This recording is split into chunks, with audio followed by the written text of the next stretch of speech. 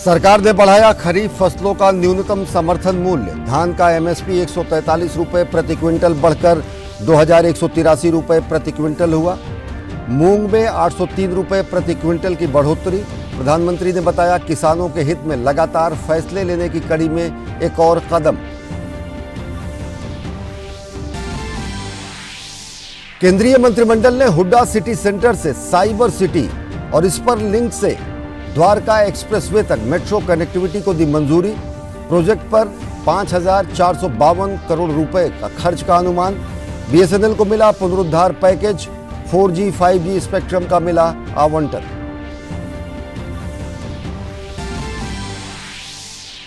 महाराष्ट्र के कोल्हापुर में कुछ लोगों ने लगाई औरंगजेब की डीपी। लोगों ने कहा छत्रपति शिवाजी महाराज का किया अपमान।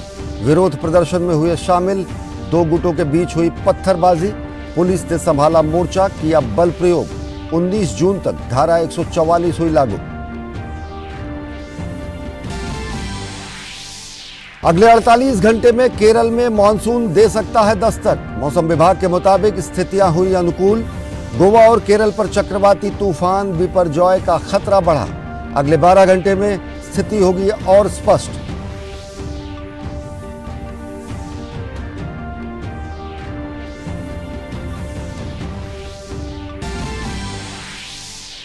केंद्रीय खेल मंत्री और पहलवानों के बीच हुई लंबी बैठक में कई मुद्दों पर बनी सहमति। प्रदर्शन टला। ब्रजभूषण शरण सिंह के खिलाफ लगे आरोपों पर 15 जून तक दायर होगी चार्जशीट। अखाड़ों के खिलाफ मुकदमे होंगे वापस। कुश्ती संघ के चुनाव भी 30 जून तक होंगे संपन्न।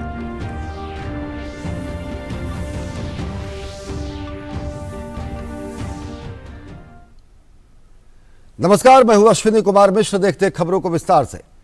केंद्र सरकार कृषि क्षेत्र को लेकर लगातार गंभीरता से काम कर रही है और किसानों के कल्याण को लेकर हर वक्त ठोस निर्णय लेती है और इनमें शामिल है फसलों की एमएसपी यानी न्यूनतम समर्थन मूल्य।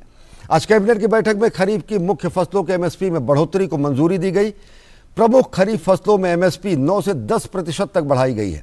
प्रधानमंत्री ने इसे बीते 9 वर्षों में किसानों के हित में कई अहम फैसलों की कड़ी में एक अहम कदम बताया।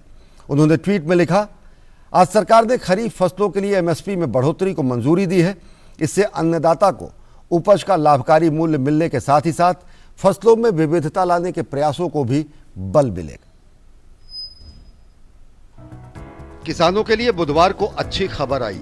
कैबिनेट की बैठक में खरीफ की मुख्य फसलों का न्यूनतम समर्थन मूल्य यानी एमएसपी में बढ़ोतरी को मंजूरी दी गई। एमएसपी में सबसे अधिक मूंग के लिए 10% बढ़त 803 रुपए प्रति क्विंटल की गई, जो कि बढ़कर 8,558 रुपए प्रति क्विंटल हो गई।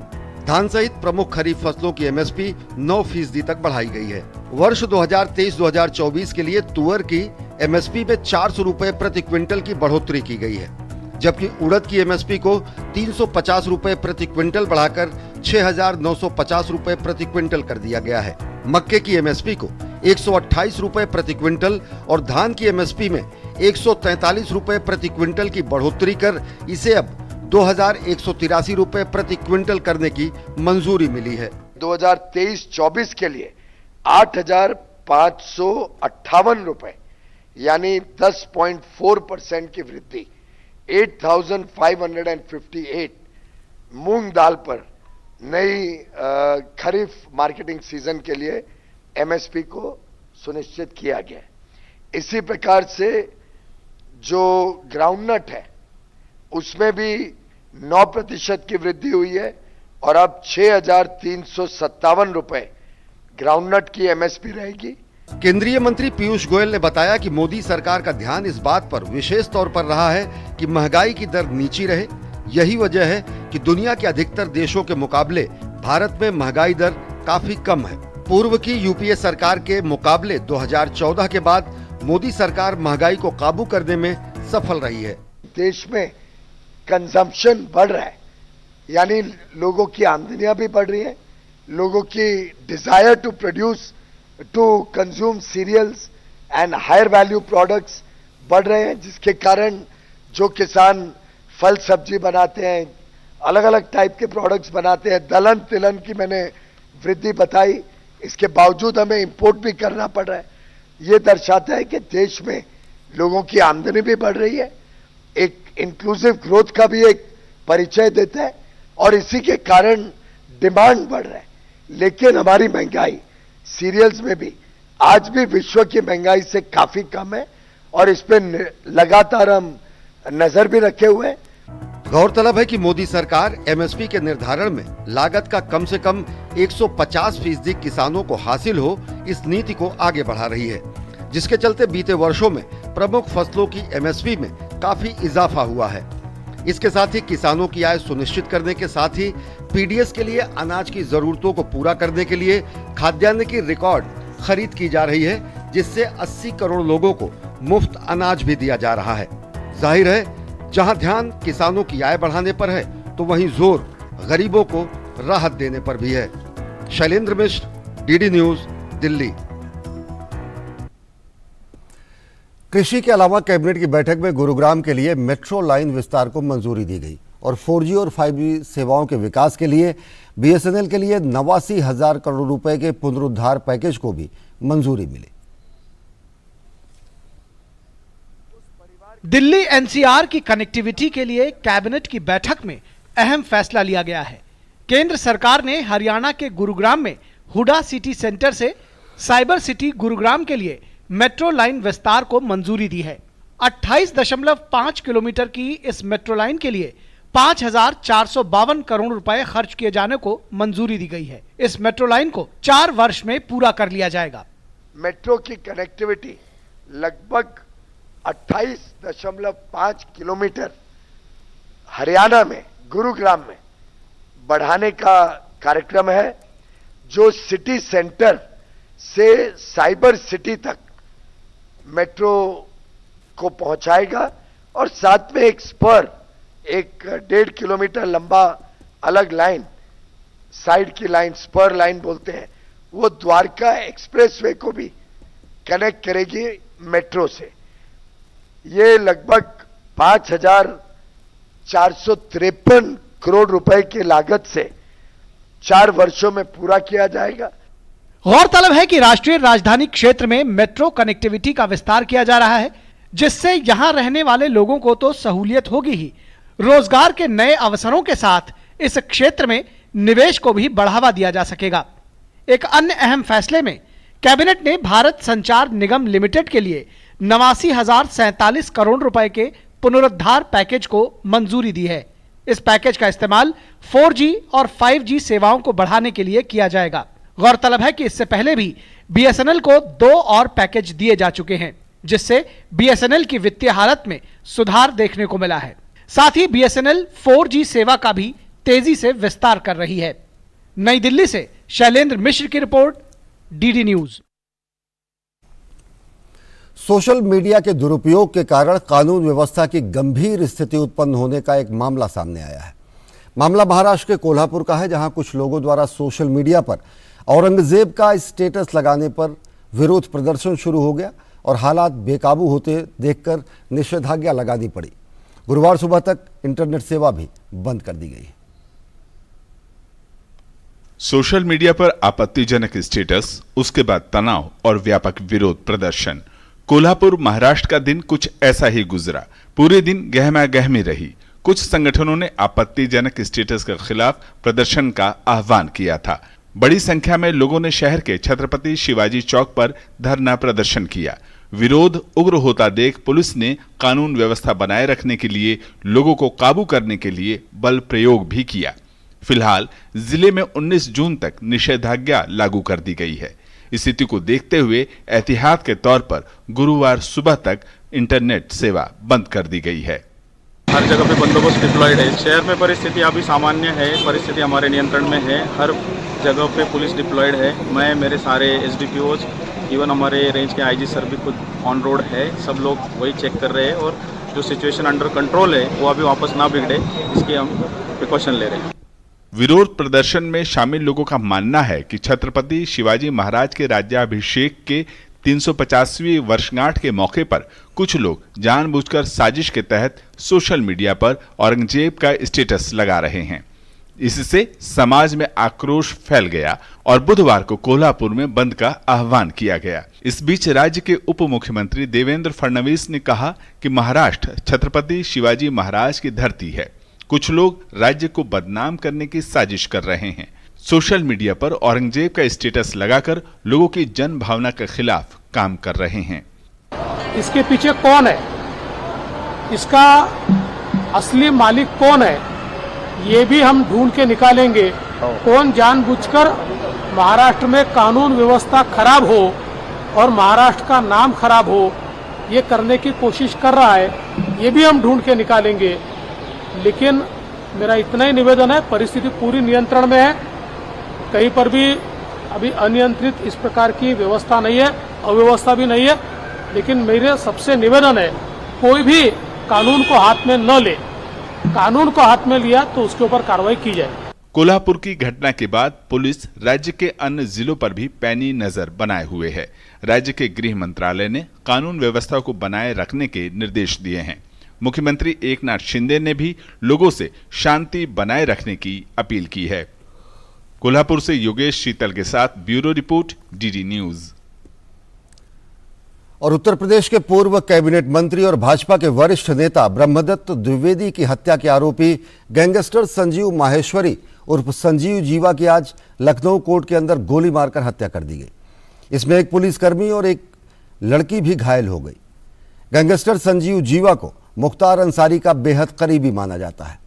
जीवा को एक आपराधिक मामले में सुनवाई के लिए लखनऊ कोर्ट लाया गया था।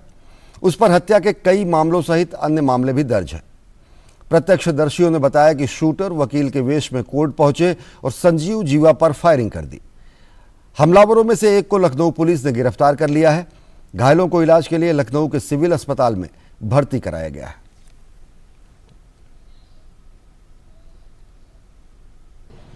विशेष न्यायाधीश SC/ST कोर्ट में उसने 3:50 से 55 के बीच में गवाही के लिए एंटर करने का प्रयास किया। उस पे वकील के भेष में एक व्यक्ति ने फायर किया। उस फायरिंग के दौरान संजीव जीवा घायल हुआ। संजीव जीवा का उपचार के दौरान उसकी मृत्यु हुई है। लखनऊ के कोर्ट रूम में हुई कुख्यात अपराधी संजीव जीवा की हत्या के मामले में मुख्यमंत्री योगी आदित्यनाथ ने संज्ञान लिया है। उन्होंने इस पूरे प्रकरण की जांच के लिए एक विशेष जांच दल SIT का गठन किया है। चक्रवात विपार जॉय दक्षिण पूर्व में और इसके सटे पूर्वी मध्य अरब सागर के ऊपर बेहद भीषण चक्रवाती तूफान में अगले 6 घंटों के दौरान 7 किलोमीटर प्रति घंटे की रफ्तार से लगभग उत्तर की ओर बढ़ गया है। ये दोपहर में पूर्व मध्य अरब सागर पर केंद्रित था, जो गोवा से करीब 850 किलोमीटर दक्षिण पश्चिम मुंबई से 950 किलोमीटर दक्षिण पश्चिम और पोरबंदर से 1010 किलोमीटर दक्षिण पश्चिम में केंद्रित था। मौसम विज्ञान विभाग ने कहा कि अगले 24 घंटे के दौरान उत्तर की ओर बढ़ सकता है और बाद के 3 दिनों के दौरान उत्तर पश्चिम की ओर बढ़ेगा। कल पूर्वी मध्य अरब सागर में 130 से 140 किलोमीटर प्रति घंटे की रफ्तार से चल रही हवाएं 155 से किलोमीटर प्रति घंटे तक पहुंच सकती हैं। कर्नाटक, गोवा, महाराष्ट्र के तटीय क्षेत्रों और आसपास 35 से 45 किलोमीटर प्रति घंटे की रफ्तार से या फिर हवाओं की रफ्तार 55 किलोमीटर प्रति घंटे तक हो सकती है। पूर्व मध्य और उससे लगे दक्षिण पश्चिम और दक्षिण अरब सागर में मछली पकड़ने का काम 12 जून तक के लिए स्थगित कर दिया गया है। मछुआरों को समुद्र में न जाने की सलाह दी गई है। इस बीच मौसम विभाग ने संभावना जताई है कि केरल में अगले 38 घंटे में मानसून दस्तक दे सकता है। भारतीय मौसम विभाग के मुताबिक मौसम से जुड़ी परिस्थितियां केरल में अगले 48 घंटे में अनुकूल दिख रही हैं। अगले 2 दिनों में मानसून पूरे लक्षद्वीप, बंगाल की खाड़ी के दक्षिण पश्चिम, मध्य और उत्तर पूर्व के कुछ इलाकों में बढ़ सकता है। आमतौर पर दक्षिण पश्चिम मानसून जून के पहले हफ्ते में दस्तक देता है।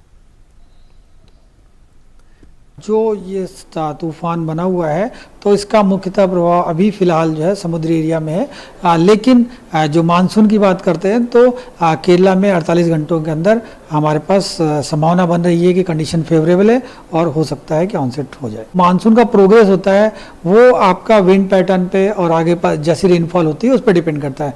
जहाँ तक कि नॉर्थ की बात करते हैं तो पूर्वी उत्तर प्रदेश में हमारे पास लगभग 22 जून तक मानसून नॉर्मल डेट रहती है और उसके बाद जो दिल्ली तक पहुँचते लगभग 29 जून हमारे पास रहती है। तो आप देखेंगे कि जब केरला में ऑनसेट होता है जो नॉर्मल डेट रहती है 1 जून, उसके बाद से लगभग 1 महीने का टाइम रहता है। तो फिलहाल दिल्ली के लिए या उत्तर प्रदेश के लिए थोड़ा हमें इंतजार करना पड़ेगा। राष्ट्रपति द्रौपदी मुर्मू अपने 3 दिवसीय दौरे पर सर्बिया की राजधानी बेलग्रेड पहुंच गई हैं। सर्बिया पहुंचने पर सर्बिया के राष्ट्रपति ने उनका स्वागत किया और द्रौपदी मुर्मू ने सर्बिया की राजधानी बेलग्रेड पहुंचने पर महात्मा गांधी की प्रतिमा पर पुष्पांजलि भी अर्पित की।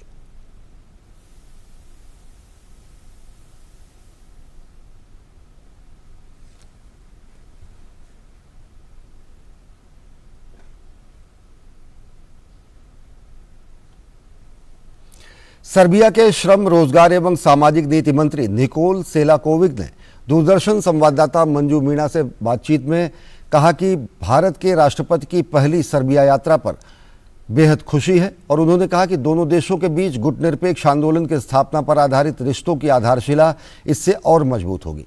साथ ही उन्होंने उम्मीद जताई कि राष्ट्रपति की इस यात्रा के बाद दोनों देशों के लोगों के बीच आदान प्रदान में इजाफा होगा।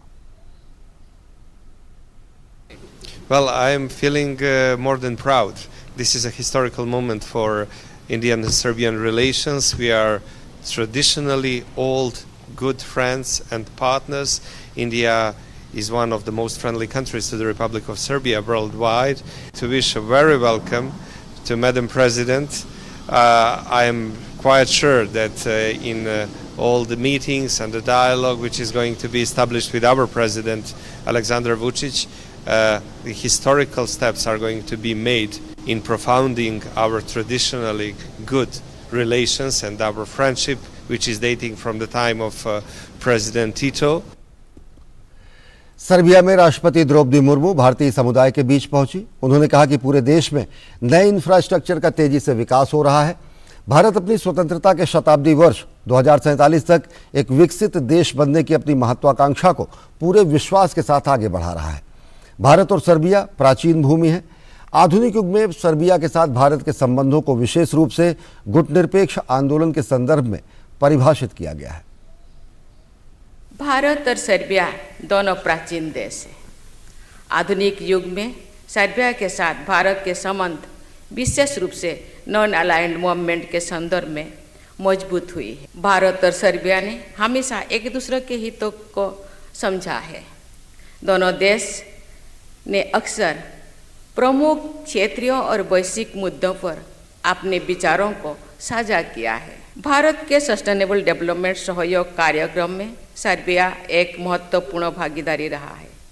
ICT, management, finance, textiles, rural development, पर्यावरण, लोकतंत्र, योगा और आयुर्वेद के क्षेत्रों में हमारे आईटेक कैपेसिटी बिल्डिंग कार्यक्रम के तहत कई सर्बियन नागरिक प्रशिक्षण प्राप्त करके लाभान्वित हुए हैं। केंद्रीय खेल मंत्री अनुराग सिंह ठाकुर और प्रदर्शनकारी पहलवानों के बीच हुई बैठक में आज कई महत्वपूर्ण मुद्दों पर सहमति बनी। करीब 6 घंटे चली बैठक के बाद केंद्रीय खेल मंत्री ने बताया कि ब्रजभूषण शरण सिंह के खिलाफ जो आरोप लगाए गए हैं उन आरोपों की जांच पूरी कर 15 जून तक चार्जशीट दाखिल की जाएगी और तब तक खिलाड़ी प्रदर्शन नहीं करने पर सहमत हुए हैं। यह भी तय हुआ है कि रेसलिंग फेडरेशन ऑफ इंडिया का चुनाव 30 जून तक कराया जाए। खिलाड़ियों की यह भी मांग थी कि ब्रजभूषण शरण सिंह और उनसे संबंधित लोग कुश्ती महासंघ में चुनकर न आए और जब तक फेडरेशन के चुनाव नहीं होते तब तक आईओए की एडहॉक कमेटी के लिए 2 कोच का नाम प्रस्तावित किया जाए। खिलाड़ियों ने महिला खिलाड़ियों की सुरक्षा, अखाड़ों के कोच और खिलाड़ियों के खिलाफ मुकदमे वापस लिए जाने की भी मांग की है। जो आरोप लगाए गए हैं उन आरोपों की जांच पूरी करके 15 जून तक चार्जशीट दायर की जाए और रेसलिंग फेडरेशन ऑफ इंडिया का चुनाव 30 जून तक किया जाए। Internal complaint committee wrestling federation की बनाई जाए और उसकी अध्यक्षता कोई महिला करे।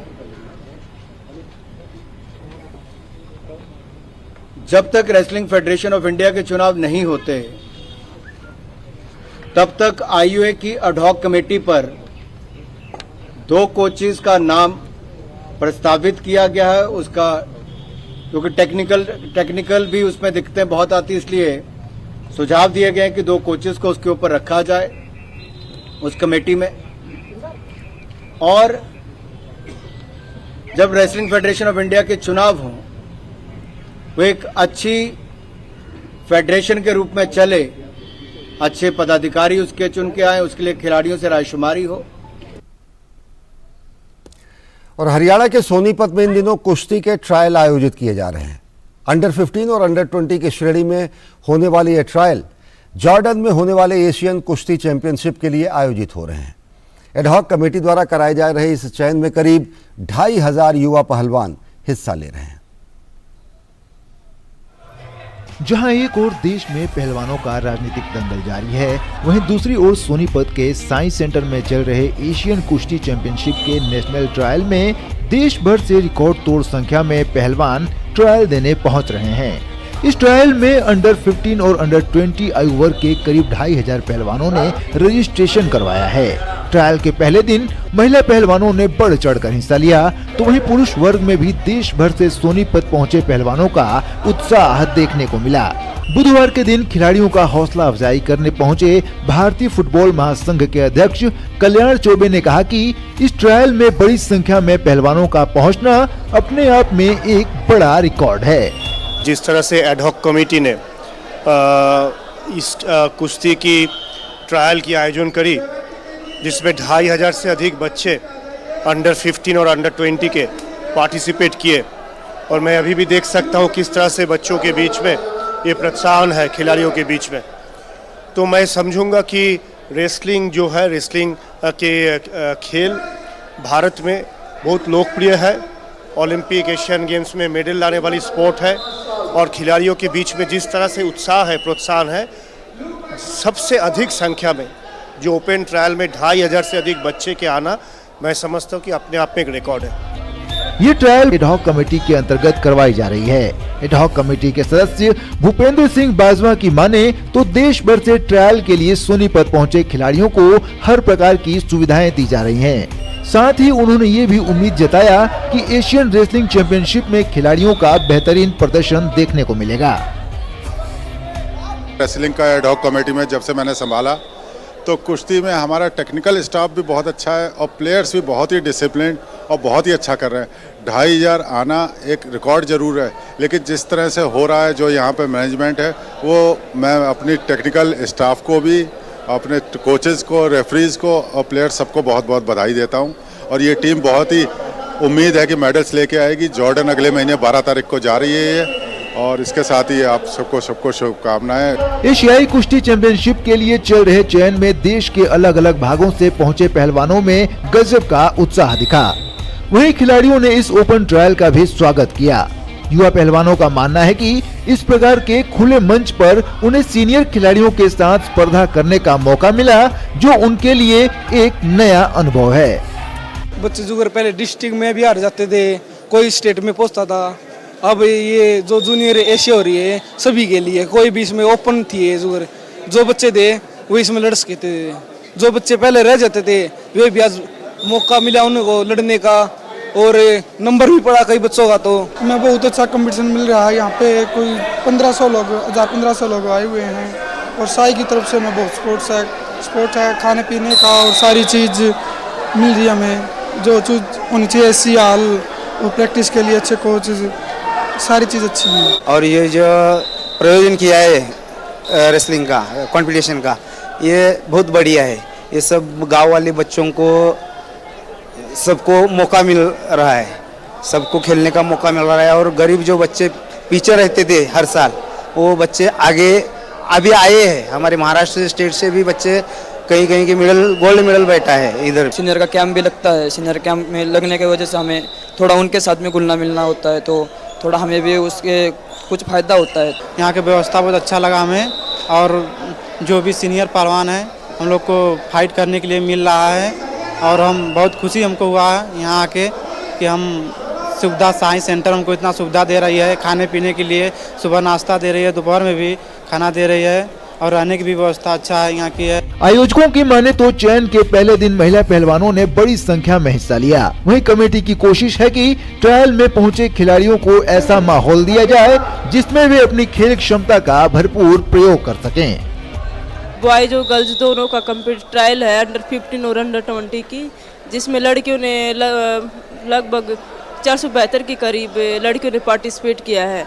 और जैसे अब की बार क्या होता था ना, पहले नेशनल डायरेक्ट मतलब नेशनल खेल के फिर मतलब एशियन चैम्पियनशिप के लिए ट्रायल होती थी, लेकिन अब की बार कंपटीशन ना होने के कारण डायरेक्ट ट्रायल हुई है। तो इसमें क्या था ना, सबको मतलब छूट मिली थी है कि भी सब पार्टिसिपेट कर सकते हैं।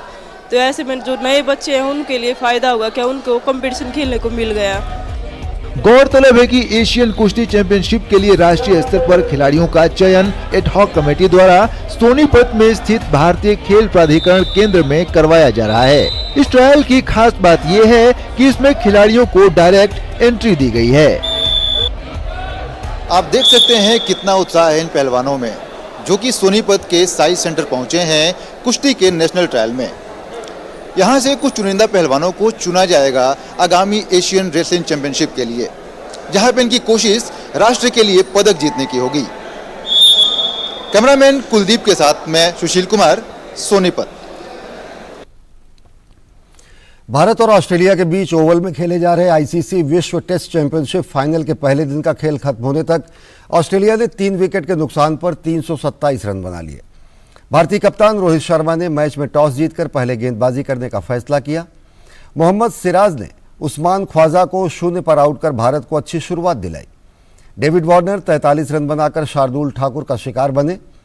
मॉर्नस लाबुशन ने 26 के स्कोर पर मोहम्मद शमी ने उन्हें आउट किया। हालांकि इसके बाद ट्रेविस हेड और स्टीवन स्मिथ के बीच 251 रन की साझेदारी देखने को मिली। ट्रेविस हेड ने अपना शतक पूरा किया।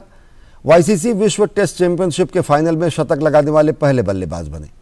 दिन का खेल खत्म होने तक स्मिथ 95 और हेड 146 रन बनाकर नाबाद है।